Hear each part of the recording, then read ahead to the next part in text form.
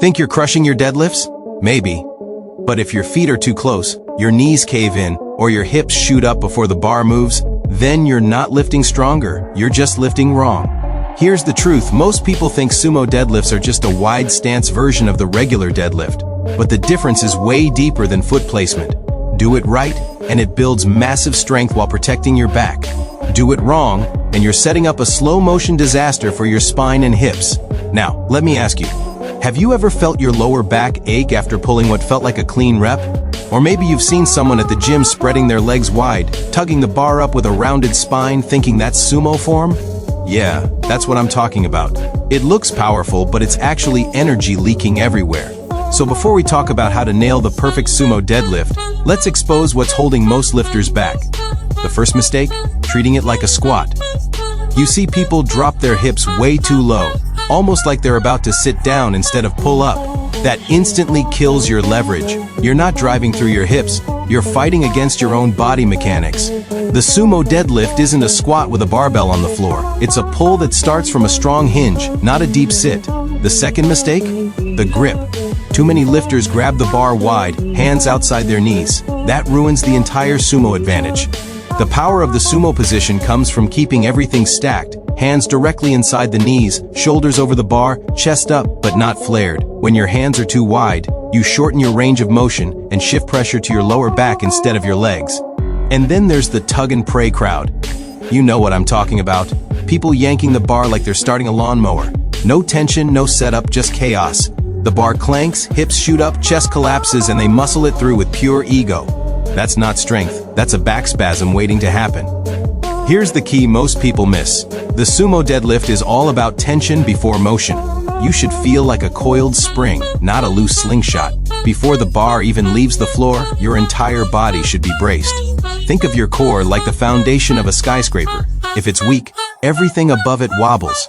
You're not just lifting the bar, you're pushing the floor away with your feet, like you're trying to split the ground open. That's the mindset shift. Don't pull the bar up, push the ground down, and let's talk feet, because this is where everything begins. Most lifters go too narrow or point their toes straight forward, but in sumo, your stance should feel like you're about to perform a powerful jump sideways. Toes slightly turned out, knees tracking over them, shins almost vertical. If your knees cave inward or your heels lift, you're leaking force. Remember, the floor is your launch pad. You want to feel grounded, not wobbly. Now, if you've ever wondered why some lifters make heavy sumo pulls look effortless, it's not because they're stronger. It's because their setup is surgical. They've learned how to load every muscle before they move an inch. Watch closely and you'll see it. They breathe in deep, brace hard, pull slack out of the bar until it almost hums, then drive. The bar doesn't jerk, it glides. And here's a little secret, the best sumo lifters never rush the setup. Every rep starts the same way, whether it's 135 pounds or 500. They respect the process. Because the lift doesn't begin when the bar moves. It begins when you create tension against it. That's the difference between power and panic. So, as we move into the next phase, I want you to think about this. If your sumo pull feels awkward or weak, it's not because you're bad at it. It's because your setup is lying to you. You might be standing wide, but not strong. The fix isn't to go heavier or grind harder. It's to rewire how your body connects to the bar from the ground up. In the next part, we'll go step by step through that perfect setup, where your feet go, how to position your hips, where your eyes should be, and how to use your breathing to lock everything in place before you even lift. By the time we're done, you'll not only understand what makes a sumo deadlift powerful, you'll feel it. But first, think about this. If strength starts from the ground, how solid is your foundation right now? Because the moment you learn to build that, everything else, the bar speed, the power, the control, falls into place naturally. Stay with me. This is where your real pulling power begins. Alright, time to build that perfect sumo setup. The foundation that separates the lifters who fight the bar from the ones who command it.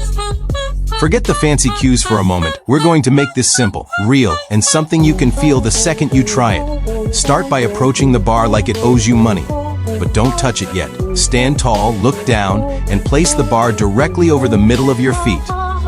Not your toes, not your heels. Right over that midpoint where your weight feels evenly balanced. That's your anchor. Now widen your stance until your shins brush against the knurling of the barbell. Everyone's limb length is different, but as a rule, your feet should be about 2 hand widths wider than shoulder width. Point your toes out about 30 to 45 degrees. Here's why: that outward angle opens up your hips and lets your knees track naturally, which keeps your glutes and adductors, the inner thighs, ready to fire. If your toes are too straight, your knees will cave and you'll lose power. Too wide, and your hips lock up. You want that sweet spot where you feel open but grounded. Now, take a deep breath, brace your core, and push your knees out slightly until they're in line with your toes. Feel that tension build in your hips? That's good. That's where your stability starts. Think of your hips like a loaded spring. You're storing potential energy before the pull even begins. Next, hinge forward from your hips, not your waist. Keep your chest proud and spine neutral, no rounding. Reach down and grab the bar with your hands just inside your knees. Your grip should feel solid, but not strained. You can go double overhand if the weight's light, or switch to a mixed or hook grip for heavier sets. But remember, your hands don't lift the bar, they connect your body to it. Your legs and hips are doing the real work.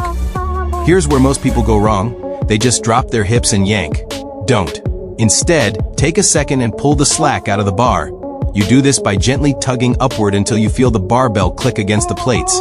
That's not just noise, it's connection. You're taking the tension out of the system, so when you actually lift, nothing jerks or jolts. You're one unit, bar, body, and ground, all locked in. Now, let's fine-tune your posture before you drive. Your shoulders should be directly over or just slightly in front of the bar. If they're behind it, you're squatting. If they're too far forward, you're straining your back.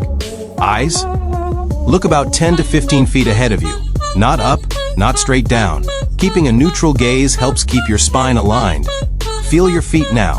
Grip the floor. Imagine you're trying to spread the ground apart with your heels. That outward pressure activates your glutes before the bar even moves. You're not pulling yet, you're loading. Your hamstrings are tight, your core is braced, your lats are pulling the bar into your shins. If I walked up right now and tried to push you over, I couldn't. You're locked in, unshakable. Now, breathe in deep, brace like you're about to get punched in the stomach, and push the floor away. Don't think lift, think drive. You're pushing down, not yanking up. That cue changes everything. The bar should glide up in a straight line, staying close to your shins and thighs. No bouncing, no wobble, just smooth power. As the bar passes your knees, that's when your hips come forward. Squeeze your glutes hard, like you're trying to crack a walnut between them, and stand tall. But don't overextend. The lift ends when you're upright, shoulders back, body stacked. No need to lean back or thrust your hips forward aggressively. Clean, controlled, done. Here's the mental switch. A proper sumo deadlift isn't about speed, it's about precision. Every inch of the lift should feel connected. If you do it right, the bar moves effortlessly because your entire body is working as one. Do it wrong, and you'll feel the bar fight you the whole way. Think of it like this: when a skyscraper is built, they don't start with glass and steel. They start by drilling deep into the ground. That foundation carries the whole structure. Your setup is the same. When your stance, grip, and tension are perfect, every rep becomes solid, repeatable, powerful. Before we move on, here's a quick check for yourself. Next time you step up to the bar, pause for 2 seconds and ask, "Hey Brookie, are my feet locked into the ground? Are my knees tracking my toes? Is my spine neutral and chest proud? Is the slack on from the bar?" If you can answer yes to all 4, you're ready to lift. In the next section, we'll take it even further. How to refine your drive phase, how to explode off the floor without losing control, and how small tweaks in timing can instantly add pounds to your pull. Because the real magic of the sumo deadlift isn't just in how you start, it's in how you finish. Here's where power meets precision, the drive. You've built tension, everything's tight, and now it's time to move. But remember, a strong sumo deadlift doesn't start with the arms or the back. It starts from the ground. The moment you initiate the pull, think about driving your feet into the floor like you're trying to push the earth away from you.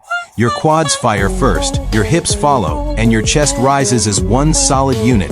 The bar should stay glued to your shins. If it drifts forward even an inch, you lose leverage and force your lower back to pick up the slack.